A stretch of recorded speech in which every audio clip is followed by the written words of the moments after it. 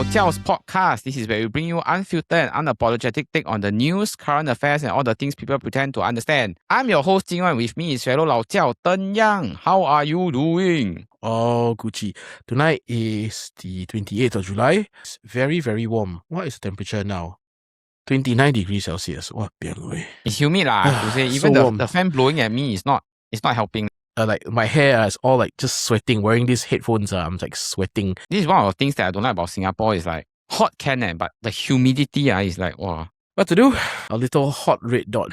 Speaking about like news, Grayce Tan, which is the former Property Lim Brothers Vice President of Strategy. Now she has reappeared after being inactive online following the earlier controversy involving Melvin Lim. So her recent posts focus on real estate content under Homes with Grayce, or Grayce, marking a clear comeback after her last post in December 2025. Now, I think we did mention previously that, okay, it's good for her to move on, but what do you make of this decision to return to doing property content? Okay, I can't blame her. It's something she's familiar with. It's something she already has practiced doing. It's really, if she's already so deep into it, okay, wait, maybe not. That was a poor choice of words.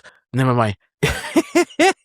Yeah, I can completely understand why she decided to jump back into something so familiar. If you fall down once, get up twice, whatever the saying goes. But the last time we covered her, Quite a while.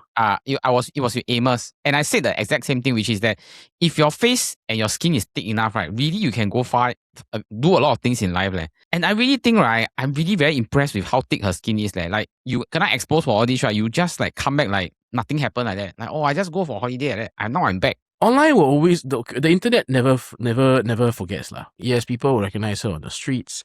If the name card, people will recognize her. But if she can do a good job, she can get you the property you want. She can sell your property. I don't see why not. Already people are saying that they will boycott Orange Tea and Thai just because they accept her as part of the staff. It's just gonna follow her wherever she goes, at least for the next few years. But could be worse. It could be Tammy from NYP. That one was jialat. The girl had to move away from Singapore, bro. That one was worse, But do you think Orange Tea and Thai, they call in Thai, now people will boycott them because they took this Grayce Tan in? Honestly, half the people on the internet, they say, oh, we'll boycott them, whatever, so on and so. Hello, and how many of you are actually going to sell your homes or have property for them to go and sell? The people who actually were going to take action and get them to engage Orange Tea and Thai, I don't think they really care. Yeah. Actually, I agree with you at Thern Yang because I feel that Orange Tea and Thai hire her back, right? There's a reason why they take her on when they got so many advisors and people that make decisions that know that she comes with a certain risk. Her following or her whatever or her Instagram, which has a lot of followers, is probably one of the main few reasons why they took her in. Like you all can say boycott, but how many people actually will be in Orange Tea and Thai's quote-unquote clientele? I think Orange Tea and Thai has adopted the mentality of all publicity is good publicity. Good publicity. So, I guess in this case, we shall see. But let's wish Grayce all the best. You'll be doing the segment of the week. What do you want to cover? How about we cover something that's near and dear to, a lot of us Singaporeans? COE price. Oh, okay. Not only am I an automotive journalist, I also work as a marketing executive at a general contractor firm. I'm not going to review anything else other than that because, yes, I don't want that to be too public-facing. I only want my automotive journalist part to be the more public-facing one. Just our new company, Lorry, comes tomorrow. Just after the first COE bidding, when I presented the data to my boss. The first bidding in March, commercial vehicle COE costs $75,000, which is already not a small sum. You want to harbor a guess how much the COE increased to in 80K? just those 2 months? $92,000. What the fuck? That's a wow. Yeah, that's the like COE 20K. Yeah, 17,000. The COE increased by $17,000. Commercial vehicle COE, Cat C. You are paying like 90 over grand just for the piece of paper. Your piece of paper is worth more than twice of what your lorry is worth because government now they want commercial vehicles to slowly transition to electric So up to I think last year or something there was don't quote me on this but I think until fairly recently there was last year there was the early turnover scheme. So if you had like a diesel lorry and then you scrapped it early, then you get an electric lorry, government will give you some extra money through like rebates and stuff. $40,000 spread across 3 years. So there are some electric commercial vehicles now, value-wise, without the COE, right, is about 40,000. So at that, when you factor in this rebate, you are effectively getting the vehicle for free. All you're paying for is the COE. What the My workplace, we ended up leasing the vehicle. So the vehicle was purchased by the leasing company, and the COE, we got the COE in the second bidding exercise of May. The COE still came up to $94,000. Yeah, I know. What the fuck? $94,000. Yeah. Granted, my boss said not that we cannot afford to buy the vehicle outright. We can well afford it. But why the fuck am I paying $90,000 for a goddamn piece of paper? I laughed. I said, boss, I don't know how to answer that question. It is insane, $94,000, I mean, you have the rebates and everything else, but still for companies that are purchasing their vehicles. Yeah, before our episode, a word from our sponsor. This week's episode of the Chit Chatter is brought to you by our friends at CityMusic, your one-stop shop for all things music and podcast related right here in Singapore. Whether you're picking out your first instrument, upgrading your setup, or starting a podcast, CityMusic has you covered from guitars, keyboards and amps, microphones and full podcast setups, cameras, lighting and streaming gear. Everything you need to create, record and perform at the highest level is all in one place. They also carry a wide range of microphones for every budget. Some of us at the Chit Chatter even use the Zoom ZDM1, a solid podcast mic that delivers great quality and nearly half the price of many popular options. If you're looking to start your own music or podcast journey, be sure to check out CityMusic's website or head down to their store today. A big thanks to our friends at CityMusic for supporting the Chit Chatter. And now, back to the episode. The first piece of news is that Singaporean sports photographer Edmund Wong has captured a striking image of Cristiano Ronaldo celebrating after scoring against Uzbekistan at the 2026 World Cup, a goal that made Ronaldo the first player to score in 6 World Cups. Now, he said that the photo told a great story because it showed Ronaldo teammates rallying around him and their belief in him. So the image was first posted on his Instagram and then shared on Ronaldo's account, where it drew millions of likes and later added credit to Wong after attention grew around the post. The story is also a milestone for Wong, a FIFA-accredited freelance photographer who was covering his first World Cup and had spent heavily to be there. Now, Thern Yang, what was your reaction to the news, and do you think that this is such a cool moment for the young photographer? It's such an achievement. CR7 shared your photo on your personal Instagram page. That is like your achievement unlocked like times 100, or times 1,000 even. It just shows, our little red dot can still produce gems like this every now and then. I mean, it's sports photography. You said the last line. This story is a milestone for Wong, a FIFA-accredited freelance photographer who was covering his first World Cup and spent heavily to be there. This part, spent heavily to be there. I can only imagine how much it cost him, to fly to the States, accommodation, everything during this kind of like large sporting events. Hotel prices go up, his daily expenditure and everything, and then not to mention his camera equipment. Because ding ding ding, I'm also a photographer. I was just looking at some camera equipment over the weekend. Oh my god, the prices of lenses. I first saw him because he went on his Instagram and said, hey, they post my photo without crediting me. Okay, I agree. This one is, they should have credited him. But I also like to warn a lot of photographers and like people in the industry that the image rights, especially for celebrities and those like famous people of like Ronaldo, right, actually belongs to them, which means that you like post, right, although yes, you have the right to take the photo, but you use his face and put on your own Instagram account, like without clearing with his team, right, by right, if they wanted to be nasty, they could have took the legal means lah. This also goes back to like Formula One, right? Like, even if you are a photographer at Formula One, any photo you take at Formula One belongs to Formula One. Doesn't belong to you. Correct. It belongs to Formula One. I was once part of Motorist Singapore, a fairly large automotive publication in Singapore lah. Every photo I took during my time there, I think by right belonged to them.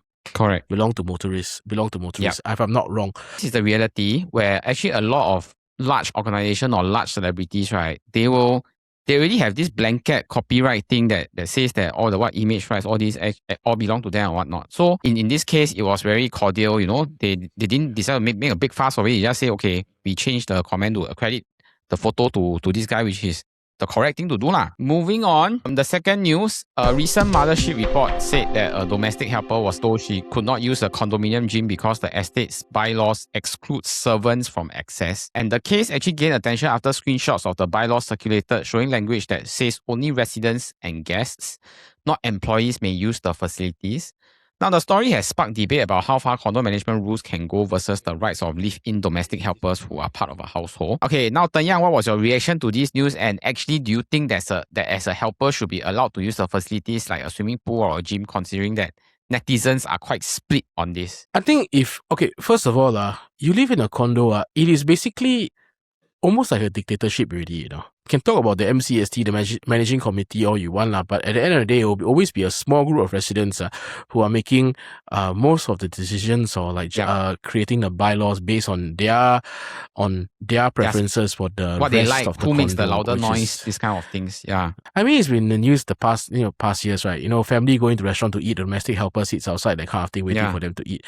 Hey, domestic helper 不是人的. Thankfully, not a very big number lah.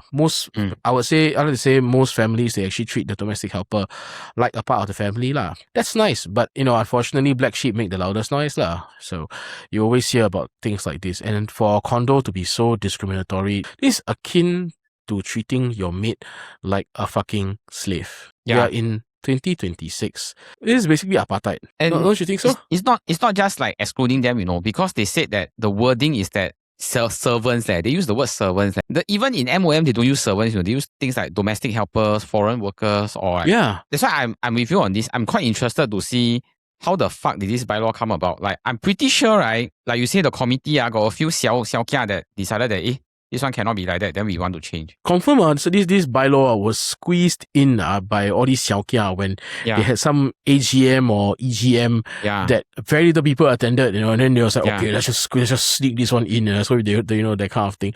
How is it? Number one, of course, it's not right to say that maid cannot go, and because even if you allow everyone to go, right, including maids and everything, right, how many maids do you think will really go, like, and then help you like fight with the facilities and whatnot? My perception is that people hardly use the gym in condos because number one, small, number two, not really like a lot also. I think if people do use the condo facilities, most of the time with the pool lah. I mean, the gyms people do use, but the pool also mostly people use lah, because the kids go to the pool, and then if the parents not free, the kids go to the pool. Then if the maid cannot enter the pool, and then the kid till tai chi. So make sense lah. It's like, what, are you going to run to the security, the guard post, and ask them to help? No, because half the time those security guards cannot be fucked to do anything beyond opening the gate and then shouting at every GrabFood or Food Panda delivery guy that comes in. It's like, hey, hello, it's a condo, I must sign in. I was like, these kind of fuckers that decided that this is correct, that should be put into pen and paper. Something will happen one lah. I firmly believe. Yeah.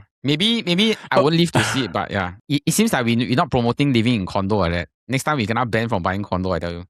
Hey, it's fine. Have you seen how small condos are nowadays? Fuck condos, man. Fuck condos. So I think we can move on to the third piece of news. The third piece of news is very interesting, which is that some of us at the Chit Chatter, we went to watch a play called A Mirror. Pangdemonium's last play before they actually closed for good. Okay. So that was what you guys were talking about on the chat over the weekend. Oh, okay. I was wondering what the hell was going on. Without giving too much of the plot away, right? It's basically a play about a play that was staged to cover up another play that they wanted to stage. When you said it's a play in a play in a play, right? Yes. Midad, you can add this in that scene from Tropic Thunder. That one. Robert Downey Jr.'s character. Yeah. I'm the dude playing a dude disguised as another dude. Please add that in. Yeah. I think the main theme of the play is about art and creativity lah. How much of it is being suppressed, or how much of it is being allowed for the government to show, and how much of it is actually being censored and saying that, okay, this one, sorry, cannot, it doesn't fit with the national narrative. Okay, so I think that's the most basic of all this. What have you heard, or what are some of opinions about this? Like, how much you should stifle artist creativity, or do you think like a country has the right to choose what kind of narrative they want to show on a bigger stage? Forgive my wording. The older generation who are unable to adapt, unable to accept, or just unwilling to even compromise lah. Yeah. The best thing we can do now is to wait for their deaths so that no, I'm actually being serious. Yeah, I mean I joke about a lot of things, but I think this is one thing I'm not joking about. Like we genuinely have to wait for the older generation, like our parents' generation, to die out so that we can further progress, the arts in a more liberal direction. I would say, we are both millennials, and all of us here at the Chit Chatter are millennials. And I think we as millennials, we are a lot more accepting of art on how far the boundaries can be pushed. I mean, yes, there'll always be the more conservative ones, but I feel that for the majority of us, yes, we are still in Asian society. There are still going to be elements of conservatism, like some conservative elements here and there. But I think for the most part, most of us are able to accept a more a more liberal form of art moving forward, perhaps in the next 10 to 20 years. Singapore's art scene really has made a lot of progress since the the definitely 2000s. I agree with you on this in the sense that because I'm part of the literary art scene, so I totally understand. You are. Yeah, I totally understand your part about what it's a compromise because like you say, if you let everything go, let the reins go all at once, right? Then you run the risk of chaos, right? But if at the same time, if you hold the reins back too much, then there's this new generation of Singaporeans that they want their Singaporean dream or their Singapore story to be defined in a different way, and then you run the risk of not giving the creatives that reign to write the story that they want to write about. I really have to mention the actor Andrew Marco who we interviewed because Andrew Marco is part of it. Yeah, Andrew Marco is in the play, which is why we bought tickets. Yeah. Oh, that's nice. So I tell you, he acted as the artist that the government got behind, gave him the money, and then he became the country supporter and country ghost star playwright. But actually deep inside, he knows that this is like part of his creativity being taken away, part of his soul being taken away kind of thing. So I thought he played the role very, very well to sort of round off the whole segment, right? I just want to say, as Pangdemonium's last play, right, I really think this is a very big FU middle finger in the authorities' face before they take a bow and say this is our last play. Yeah, so I don't know how to better summarize the whole experience after watching it without talking about the plot. The recent Dear You screening and how the demand for the Teochew screenings. Yes, the movie is available in the general release, but Mandarin dubbed. My mother, she wanted me to get a ticket so badly for Dear You, and thankfully my sister managed to get the tickets because my sister got the tickets from the cinema itself, because if I were to get it, the digital queue was 3 hours long and I doubt I've gotten the tickets. I mean, she did say that the Love 972 DJs in the morning said that the Teochew accent on Dear You is really thick, and I mean, it's a Taiwanese movie. I would figure that their accent is really, really China. thick. It's China movie. China, it's not Taiwanese. Yeah, it's China. Oh, I thought it was Taiwanese. It's really Chaoshan, really Chaoshan, the Chaoshan area in China. It's Chaoshan. I think that movie shows there is a demand for the arts authenticity in arts, authenticity. Like, I mean, 20 years ago, I think, this wouldn't have flown. I mean, initially the government's take was, we're just going to release more screenings later in the year, through the year, at like special screenings or like film festivals and what's not. But public demand has shown to be so strong for this that, GV released the third batch is like 50 screenings and stuff like that. I mean, I think the government has actually taken notice. There needs to be a form of expression for certain like art pieces.